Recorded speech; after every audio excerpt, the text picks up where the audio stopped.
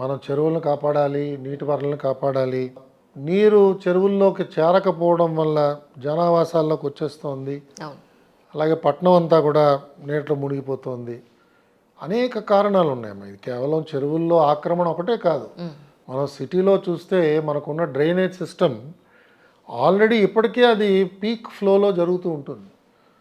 కేవలం ఒక 5 మిల్లీమీటర్ల వర్షం వచ్చినా కూడా డ్రైనేజ్లో ఇంకా చోట ఎక్కడా లేదు. అది ఆల్రెడీ ఆల్మోస్ట్ ఫుల్గా ఫ్లో అవుతుంది. మనం డీసిల్టింగ్ అని చెప్పి చేస్తాం, కానీ డీసిల్టింగ్ ఎంత చేసినా కూడా దాంట్లో మామూలు లీన్ ఫ్లోసే చాలా చాలా ఫుల్గా వెళ్తున్నాయి. కాబట్టి మన డ్రైనేజ్ సిస్టమ్ని ఇంప్రూవ్ చేయాలి. దాని గురించి మనం పెద్దగా ఆలోచన చేయట్లేదు. ఇంతకు పూర్వం నేను హైదరాబాద్ మెట్రో వాటర్ బోర్డులో కూడా పనిచేశాను. అక్కడ కూడా అప్పుడు చూశాను, పరిస్థితులన్నీ కూడా చూడటానికి నాకు అవకాశం వచ్చింది. Hyderabad metro water board municipal కార్పొరేషన్కి సమన్వయ లోపం చాలా చాలా ఉండేది. మరి ఇవాళ పరిస్థితి ఏమిటో నాకు ఇంకా తెలియదు. ఎందుకంటే జిహెచ్ఎంసీ వాళ్ళు బిల్డింగ్ ప్లాన్ అప్రూవల్ ఇచ్చినప్పుడు వాళ్ళు మెట్రో బోర్డుని ఎక్కడ కన్సల్ట్ చేయరు. మెట్రో బోర్డు ఉందా లేదా కూడా వాళ్ళకి అవసరం లేదు. ఎందుకంటే వాళ్ళు బిల్డింగ్ ప్లాన్ అప్రూవల్ ఇచ్చేస్తారు. అది దారుణంగా సార్. అది సమన్వయం లేదు. అదే కమ్యూనికేషన్ లేకపోతే అది ఎలా ముడిగి ఇలాంటివే వస్తుంటాయి ఉపద్రవాలని. అంతేనమ్మా, సమన్వయం లేదు. సరే, అప్పట్లో కనీసం ముఖ్యమంత్రి గారు నారా చంద్రబాబు నాయుడు గారే ఆయన ఏం చేశారంటే మా అందరికీ కూడా సమన్వయం లేదని చెప్పి ఆయనకి చాలా స్పష్టంగా అర్థమైంది. కోఆర్డినేషన్ కమిటీ అని చెప్పి ఒకటి ఏర్పాటు చేశారు. సో ప్రతి బుధవారం నాడు కూడా మేమందరం కలిసి ఒక జోన్లో ప్రయాణం చేసేవాళ్ళం.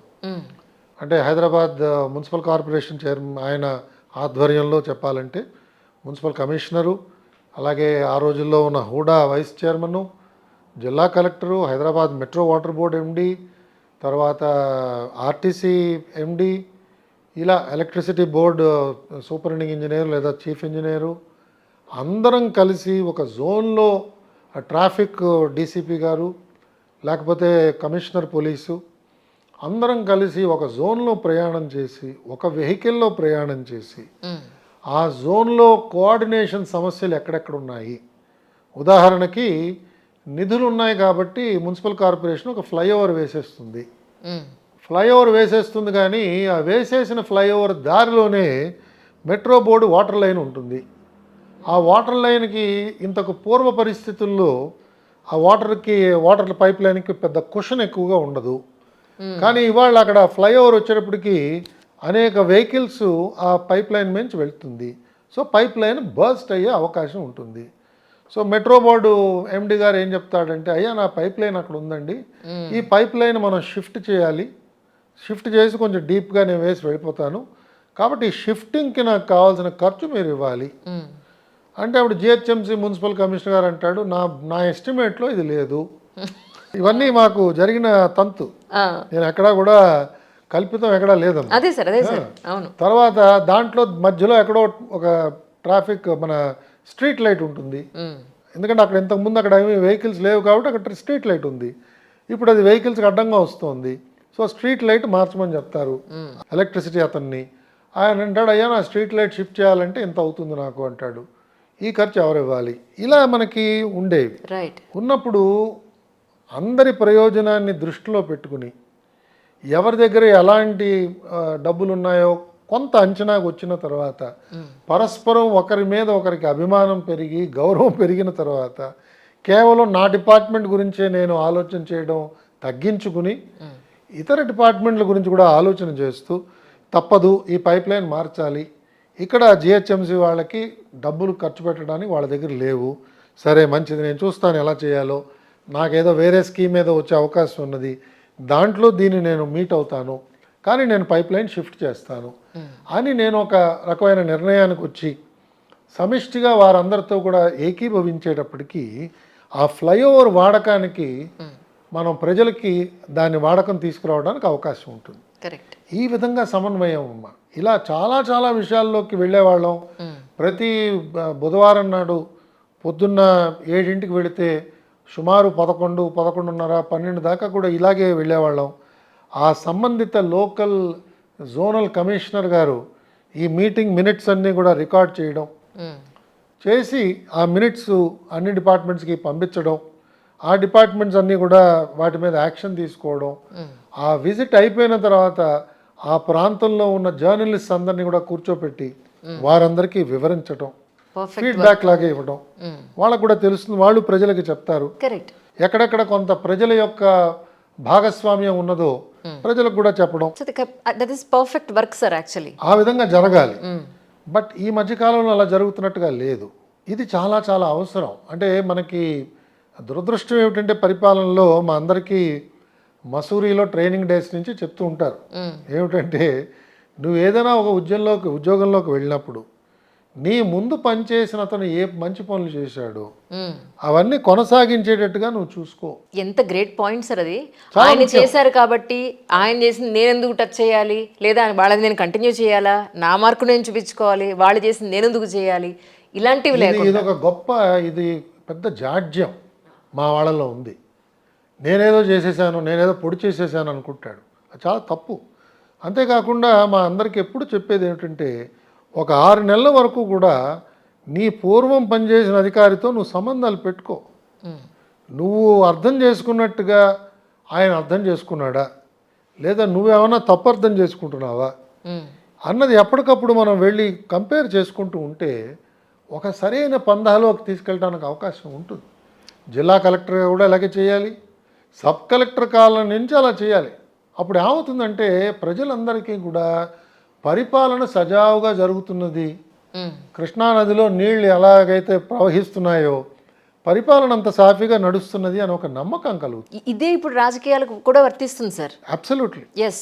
ఎందుకంటే ఆయన ఏదో మొదలు పెడతారు, ఒక సీఎం ఏదో మొదలు పెడతారు, ఆయన చేసింది నేను ఎందుకు కంటిన్యూ చేయాలని చెప్పి దాన్ని అక్కడ క్లోజ్ చేసి వీళ్ళు ఇంకోటి మొదలు పెడతారు. వీళ్ళున్న 5 ఏళ్లలో ఇది కంప్లీట్ కాదు, ఇదేదో సగం 20% 30% అవుతుంది, ఆ వచ్చేవాడు మళ్ళీ దీనికి కంటిన్యూ చేయడు. సో దీనివల్ల ప్రజాధనం కోట్ల రూపాయలు నీటి పాలవ్వడం, మట్టి పాలవ్వడం తప్ప ఏమీ ఉపయోగం లేకుండా పోతున్నాయి సార్. అది అంటే ఇది మరి ఇవన్నీ కూడా మనకి ప్రజాస్వామ్యంలో మనం భరిస్తున్న ఆ రకమైన మూల్యం, ఇవన్నీ కూడా మనం చెల్లిస్తున్నామమ్మా. దీన్ని ప్రశ్నించడానికి ఎవరికి సమయం లేదు. ప్రశ్నించినా జవాబు చెప్పాలి అనే బాధ్యత ఎవరు తీసుకోరు. ఇవాళ ఎవరు కూడా ఉన్నత అధికారులు కానీ ప్రజాప్రతినిధులు కానీ దీనికి ఎవరు సమాధానం చెప్పరు, జవాబు చెప్పరు. కాబట్టి ప్రభుత్వాలు ఎప్పుడు కూడా జవాబుదారీగా ఉండాలి. ఒకవేళ మీరు ఇందాక లేవనెత్తిన హైడ్రా సమస్యకి మళ్ళా మనం ఒకవేళ వస్తే, హైడ్రా సమస్య ఉత్పన్నం ఎలా అయింది అంటే ఆ సంబంధిత అధికారులందరూ కూడా ఎప్పటికప్పుడు ఆ సమాచారాన్ని పంచుకోలేదు. జిహెచ్ఎంసీ ఎక్కడెక్కడ అప్రూవల్స్ ఇచ్చిందో ఆ అప్రూవల్స్ జాబితాని వాళ్ళు బయట పెట్టమనండి. ఎవరెవరు ఎక్కడెక్కడ ఇచ్చారో జాబితాలు ఇవ్వమనండి. హైడ్రా ఆఫీసర్స్ ఎప్పుడైతే భవనాలు కూల్చడానికి వెళ్ళినప్పుడు ఇదిగోనండి ఇందులో ఈ తప్పులు ఉన్నాయి, ఈ రకమైన ఆర్డర్లన్నీ మీకు ఇచ్చారు, ఇవన్నీ తప్పులు అని చెప్పినప్పుడు వాళ్ళ కనీసం కారణం తెలుస్తుంది. లేకపోతే అక్కడ నివాసితులకి కారణం కూడా తెలియటం లేదు. కొన్నిసార్లు వాళ్ళ లోపం లేకపోవచ్చు, వాళ్ళు ఎవరి దగ్గర కొనుక్కున్నారు. మరి ఆక్యుపెన్సీ సర్టిఫికేట్ ఇచ్చేది జిహెచ్ఎంసీఏ కాబట్టి ఆక్యుపెన్సీ సర్టిఫికేట్ ఉన్న తర్వాత కూడా దాన్ని ఎలా వీళ్ళు నిర్మూలిస్తారు? బహుశా వీటి మీద కొంచెం మళ్ళీ జాగ్రత్తగా ఆలోచన చేసుకుని ఇది ఒక కంబైన్డ్ యాక్టివిటీగా ఉండాలి. కానీ ఇదొక నూతనమైన డిపార్ట్మెంట్ని ఆవిష్కరించినట్టుగా ఉండడం ఇది ఏమాత్రం కూడా శ్రేయస్కరంగా నాకు అనిపించట్లేదు సార్. ప్రజలు వాళ్ళ సేఫ్టీ సెక్యూరిటీని దృష్టిలో పెట్టుకుని వాళ్లే యుద్ధం చేయాల్సిన పరిస్థితులు వచ్చేసాయి అనిపిస్తుంది. అది ఏమాత్రం కరెక్ట్ కాదు కదమ్మా. సభ్య సమాజంలో ప్రజల యొక్క బాగును చూడటానికి ప్రభుత్వం ఉంది. అది కాకుండా మళ్ళీ సపరేట్గా వాళ్ళు గొరిల్లా వార్ఫేర్ లాగా వాళ్ళు ముఠాల కింద తయారయ్యి వాళ్ళు వీళ్ళతో తలపట్టడం, వీళ్ళ మీద కేసులు పెట్టడం, ఆ పరిస్థితి రాకూడదు. అంటే వాళ్ళు తప్పు చేశారు, వెరీ గుడ్, ఇదేనండి ఇది మీరు చేసిన తప్పు, మీరు తప్పు ఒప్పుకోవాలి, ఒప్పుకున్నారు, ఓకే మీకు ఎంత సమయం కావాలి, ఎంత సమయం కావాలి, మీకు న్యాయం, మీకు ఎవరు నష్టం కలిగించారు, బలానా వ్యక్తి కలిగించాడు, ఆ వ్యక్తి యొక్క ఆస్తిపాస్తులు సేకరించండి. ఎవరైతే ఆ బిల్డర్ కట్టించాడో ఆ బిల్డర్ ఆస్తిపాస్తులు సేకరించండి. మరి హైడ్రా సంస్థకి అలాంటి అధికారాలు మీరు కట్టపెట్టండి. అప్పుడు ఎవరెవరు ఎంత డబ్బు కట్టారో వాళ్ళ రిజిస్టర్డ్ డాక్యుమెంట్ ప్రకారంగా వాళ్ళ డబ్బులన్నీ వాళ్ళకి ఇచ్చేయండి. అది ఒకవేళ 1 సంవత్సరం క్రితం కట్టిన నిర్మాణం అయితే దానికి ఏదో 5% డిస్కౌంట్ ఇవ్వండి. అది 3 సంవత్సరాలు అయితే 10% డిస్కౌంట్ ఇవ్వండి, ఏదో ఒక రకమైన కొలతబద్ద పెట్టుకుని అవును. దాని ప్రకారంగా నష్టపరిహారాన్ని డిసైడ్ చేసి ఆ ఓనర్లందరికీ ఆ నష్టపరిహారం ఇవ్వండి. వాళ్ళందరినీ బాధ్యులు చేయాలి ఇందులో ఖచ్చితంగా. అలా మనం చేస్తేనే సుపరిపాలన మనం అందించిన వాళ్ళం అవుతాం. కానీ గతంలో ఎవరో తప్పులు చేశారు, కరెక్టే, తప్పులు చేయకూడదు, జరిగాయి, దానికి అనేక మంది బాధ్యులు. ఎస్. వాళ్ళందరినీ కూడా మనం జవాబుదారీగా చేస్తే అప్పుడు తప్పకుండా ప్రజలు ఇంకా బాగా హర్షిస్తారు. సార్, ఇప్పుడు ఎవరైతే హైడ్రా అధికారులు ఉన్నారో వాళ్ళందరూ మీడియా ముందుకు వచ్చి మేము ఈ కాలువల్ని చెరువుల్ని మేము సేవ్ చేయడానికి ఇది చేస్తున్నామని చెప్తున్నారే తప్ప ఫర్దర్గా వీళ్ళకి ఏంటి, నష్టపోయిన వాళ్ళ పరిస్థితి ఏంటి, ఎలా దాన్ని రికవరీ చేస్తారు అనే దాని గురించి ఎవరూ మాట్లాడలేదు. ఎందుకంటే ఇంకా సమగ్రమైన చట్టమే ఇంకా తయారవ్వలేదు కదమ్మా. సమగ్రమైన ఒక పాలసీ దీని అలా గురించి తయారైన తర్వాత ఏమో కదా సార్ యాక్షన్ తీసుకోవాలి, కానీ ముందు యాక్షన్ తీసుకున్న తర్వాత చూద్దామని వదిలేస్తే 2027లో మళ్ళీ మనకి జమేలి ఎలక్షన్స్ వచ్చే అవకాశం ఉంది. సో 1.5 yearలో మళ్ళీ మనకి ఎలక్షన్స్ వస్తాయి. అలాంటి టైంలో ఇప్పుడు మళ్ళీ ఏ గవర్నమెంట్ వస్తుందో ఏంటో ఏమీ తెలియని పరిస్థితుల్లో ఈ టైంలో ఇలాంటి నిర్ణయం తీసుకోవడం ప్రజలకు చాలా బాధాకరంగా ఉంది సార్. ఇవన్నీ కొంచెం కూలంకషంగా ఆలోచన చేయాలి. అంటే మేబీ నాకు వివరాలన్నీ నాకు ఇంకా బాగా తెలియవమ్మా సార్. బట్ సమన్వయం మాత్రం చాలా పెద్ద సమస్య, అది నాకు తెలుసు, నేను ప్రత్యక్షంగా దాన్ని చూశాను. Yes sir. అందులో మనం ఇవాళ చూస్తే కొన్ని సంస్థలకి పాపం వనరులు ఎక్కువ ఉండవండి. ఇప్పుడు హైదరాబాద్ మెట్రో వాటర్ బోర్డు గురించి నేను స్వయంగా చెప్పగలను, ఎందుకంటే దాన్ని నిర్వహణ చేశాను, అనేక ఆటుపోట్లు అనుభవించాను కాబట్టి నాకు ఇంకా జ్ఞాపకం. సార్. ఆ సంస్థకి పెద్ద నిధులు ఉండవు. అలాంటి సంస్థకి ఎప్పటికప్పుడు పైప్ లైన్లు మార్చేయాలి, కొత్త పైప్ లైన్ వేసేయాలి, ఇవన్నీ అన్నప్పుడు నిధులు సమకూర్చడం చాలా ముఖ్యం. అలాగే మరి గత ప్రభుత్వం వాటర్ బిల్స్లో కూడా ఏదో రెమిషన్ ఇచ్చారు, అవును. దాంతో వాళ్ళకి వచ్చేదే చాలా తక్కువ, మరీ తక్కువ వస్తున్నది, జీతాలు కింద సరిపోతుందో లేదో కూడా నాకు తెలియదు.